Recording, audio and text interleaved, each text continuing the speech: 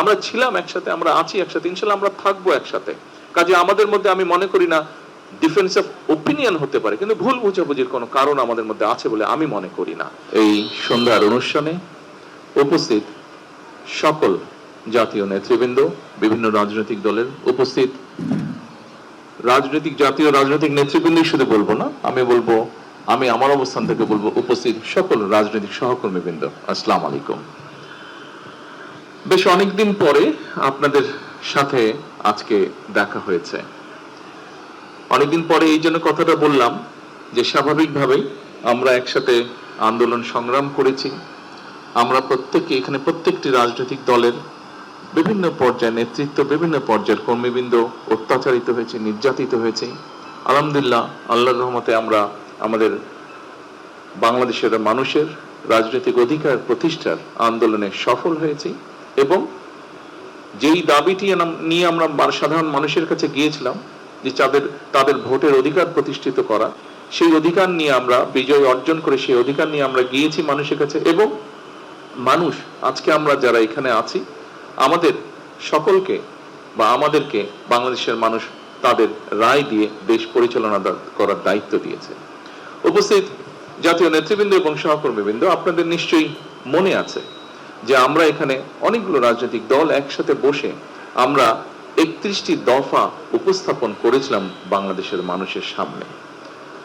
আপনাদের নিশ্চয়ই এটাও স্মরণ আছে যে 31 দফা রাষ্ট্র মেরামতের যে দফাগুলো আমরা উপস্থাপন করেছিলাম, সেটিকে আমরা সংস্কারই বলি, সেটিকে আমরা রাষ্ট্র মেরামতের দফাই বলি। আমরা যখন উপস্থাপন করেছিলাম তখন বাংলাদেশের অন্য অনেকগুলো রাজনৈতিক দল, অনেকগুলো বিভিন্ন ব্যক্তি, বিভিন্ন পর্যায়ে, যারা পরবর্তীতে আমরা দেখেছি যে সংস্কার নিয়ে অনেক বড় বড় কথা বলেছে, এই মানুষগুলোকে বা এই রাজনৈতিক দলগুলোকে আমরা তখন সংস্কারের সও বলতে দেখিনি।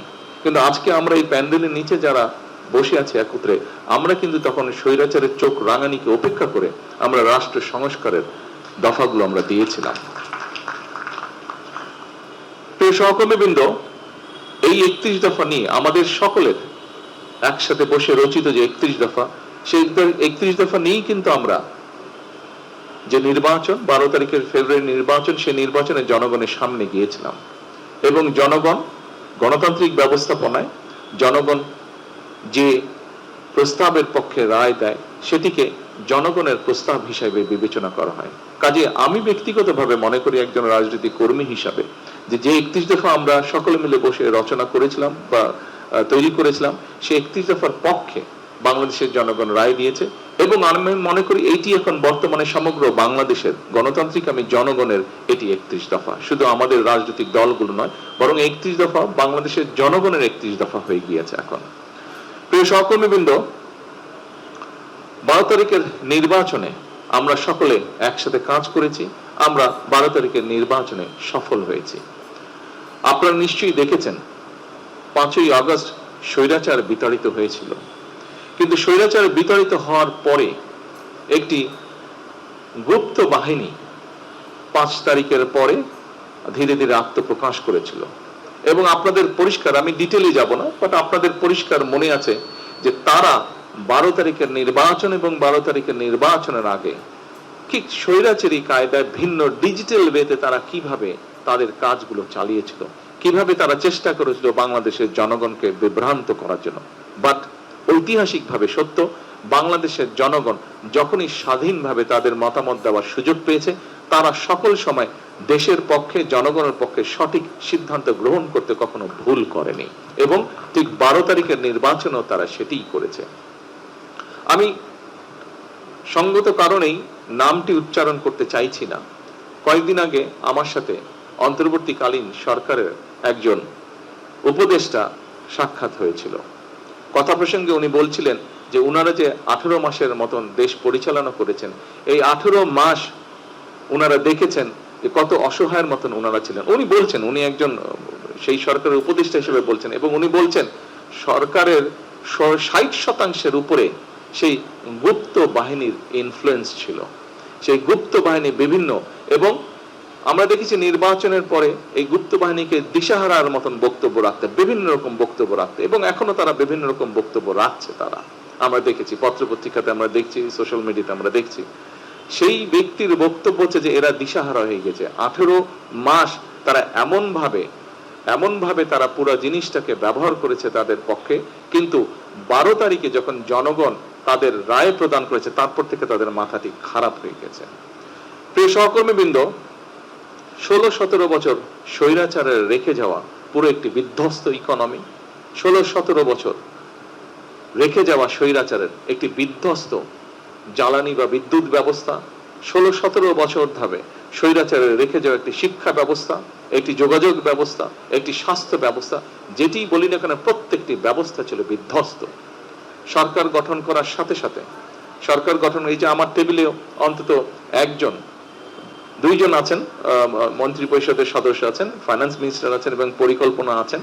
পরিকল্পনা মন্ত্রী যে আছেন এখানে, উনি সরাসরি আমাদের জোটের ভিতরে বা আমাদের যুগপৎ আন্দোলনের সাথে ওনারা ছিলেন, উনি ভালো বলতে পারবেন। হয়তো ফাইন্যান্স মিনিস্টার তার দলের কথাই বলবেন, কিন্তু পরিকল্পনা মন্ত্রী তিনি তো সরাসরি আমাদের দলে না, উনি যুগপৎ আন্দোলনের শরিক, আমাদের একজন, আমাদের সকল সহকর্মীর মধ্যে একজন, কিন্তু উনিও দেখছেন যে কি একটা বিধ্বস্ত অবস্থায় সরকার গঠন করতে হয়েছিল। এবং সাথে সাথে একটা দিন পরে সরকার শুরু হওয়ার একটা দিন পরে রোজা এসেছে।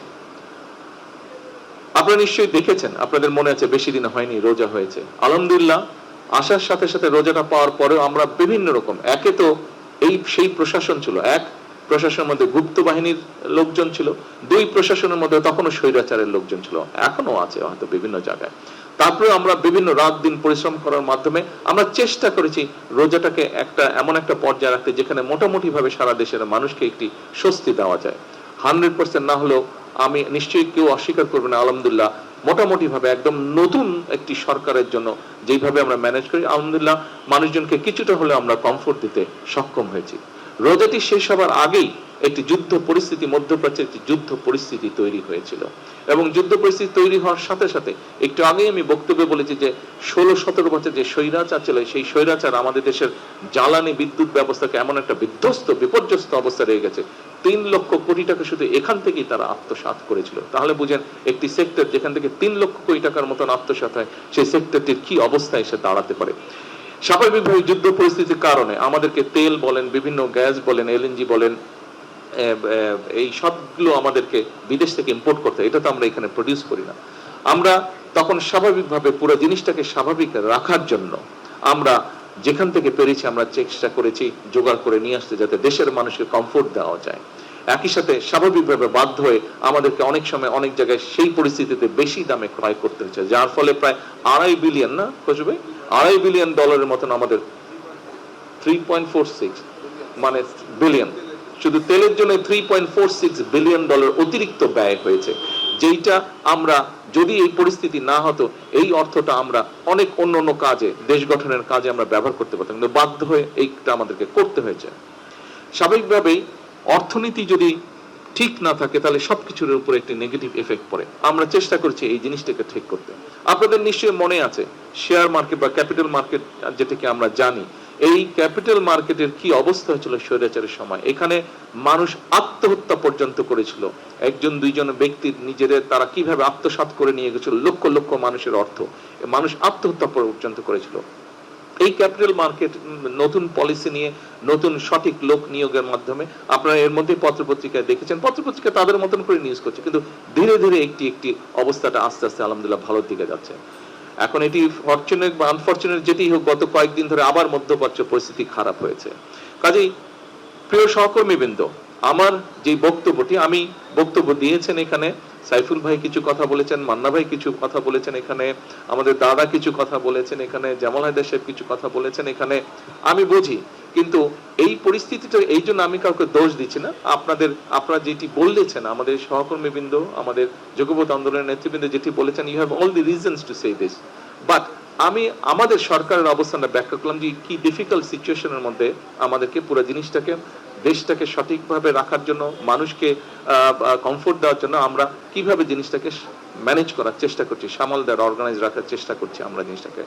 একই সাথে যে কথাটা দিয়ে আমি শুরু করেছিলাম যে আমাদের সেই 31 দফা, আপনারা নিশ্চয়ই খেয়াল করেছেন যে 31 দফায় আমরা যে সকল কথাগুলো বলেছিলাম মানুষের পাশে দাঁড়ানোর জন্য, সামগ্রিকভাবে ডিপ্রাইভ মানুষকে বঞ্চিত মানুষকে এম্পাওয়ার করার জন্য শিক্ষার ক্ষেত্রে, স্বাস্থ্যের ক্ষেত্রে আমরা যে সকল কমিটমেন্ট 31 দফার মধ্যে করেছিলাম, কৃষিকে আমরা এম্পাওয়ার করার জন্য, কৃষকদেরকে এম্পাওয়ার করার জন্য যে কথাগুলো আমরা বলেছিলাম, আপনারা দেখেছেন এর মধ্যে কিন্তু সেই কাজগুলো আমরা করেছিলাম। সরকার গঠনের 1 সপ্তাহ অর্থাৎ প্রথম ক্যাবিনেট মিটিংয়ে আমরা যে মানুষকে বলেছিলাম, যে দেশের কৃষক ভাইদেরকে আমরা বলেছিলাম যে আমাদের তাদেরকে 10,000 টাকা পর্যন্ত কৃষি সুদ সহ যে ঋণটি ছিল সেটি আমরা মওকুফ করব। আমরা প্রথম ক্যাবিনেট মিটিং এ এইটি আমরা আমাদের এই যে প্রমিসটা এটা আমরা রক্ষা করেছিলাম। এরপরে আমাদের কৃষক কার্ড বলুন, আমাদের ফ্যামিলি কার্ড বলুন, আমাদের হেলথের ব্যাপারে বলুন, আমাদের শিক্ষার ব্যাপারে বলুন, প্রবাসীদের ব্যাপারে বলুন, প্রত্যেকটি কাজ আমরা স্টেপ বাই স্টেপ করে যাচ্ছি। তবে এখনো বিভিন্ন জায়গায় আমরা আমাদের কাঙ্ক্ষিত স্পিডে কিন্তু আমাদের কাজগুলো শুরু করতে পারছি না। আমরা শুরু করেছি, কাজগুলো আস্তে আস্তে রোল করছে কাজগুলো আমাদের, কিন্তু আমরা কাঙ্ক্ষিত স্পিড যেটি আমাদের হওয়া উচিত ছিল সেটি পাচ্ছি না। কেন? সেই সুপ্ত গুপ্ত বলুন আর স্বৈরাচার বলুন, এদের অনেক লোকজন এখনো প্রশ্ন এবং বিভিন্ন জায়গায় তারা বাধাগ্রস্ত করছে। এখানে আছে পরিকল্পনা মন্ত্রী, ওনাকে জিজ্ঞেস করুন, এখানে অর্থমন্ত্রী আছেন, জিজ্ঞেস করুন, অন্যান্য মন্ত্রী পরিষদের সদস্যবৃন্দ আছেন, ওনারাও বিষয়টি অনুভব করতে পারছেন। কাজে এরা বিভিন্ন ভাবে সমস্যা তৈরির চেষ্টা করছে, কিন্তু আমাদের সবচেয়ে বড় শক্তি হচ্ছে এই দেশের জনগণ। জনগণের সমর্থন বিএনপির সাথে আছে, জনগণের সমর্থন বিএনপি সহ সকল যুগপৎ আন্দোলনে আমরা যারা শরিকরা ছিলাম আমাদের সকলের সাথে জনগণের সমর্থন আছে। এবং আমরা যেহেতু এখানে প্রত্যেকে রাজনীতি করি, রাজনৈতিক কর্মী হিসেবে এতটুকু বলতে পারি, আমাদের শক্তি জোর থাকে জনগণের সমর্থন যখন আমাদের সাথে থাকে, এবং সেটি আলহামদুলিল্লাহ আল্লাহর রহমতে আমাদের সাথে আছে। এবং যেহেতু আমরা আপনাদের বক্তব্যে একটি ফুটেছে, আমি জানি আপনাদের কিছু মনের কষ্টের কথা আপনারা বলেছেন, তবে এটিও আপনাদেরকে আপনাদের আন্তরিকভাবে ধন্যবাদ।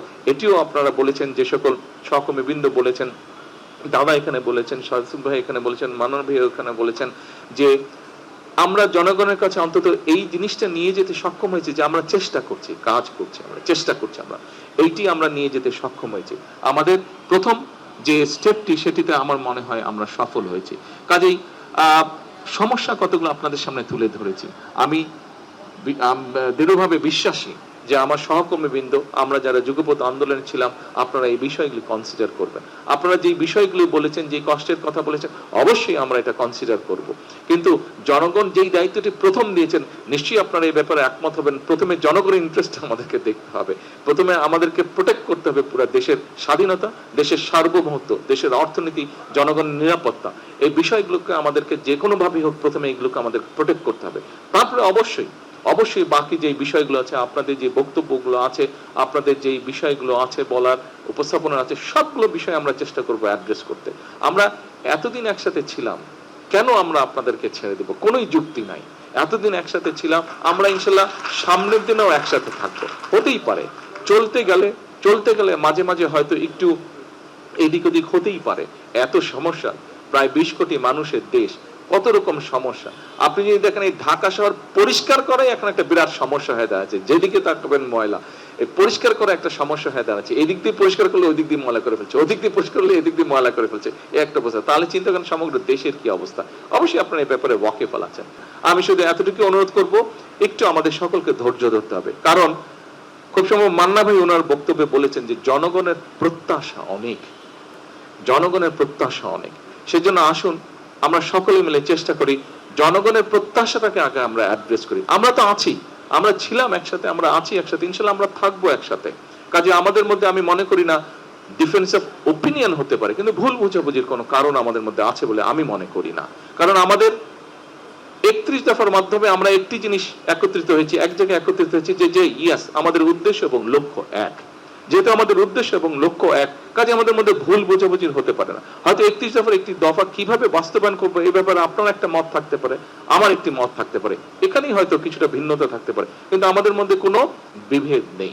কাজে আমাদের মধ্যে যদি কোনো বিভেদ না থাকে, আমরা নিশ্চয়ই আমাদের 31 দফার আলোকেই হোক এবং একই সাথে জুলাই সনদের আলোকেও আমরা ইনশাল্লাহ দেশকে সামনের দিকে এগিয়ে নিয়ে যাব।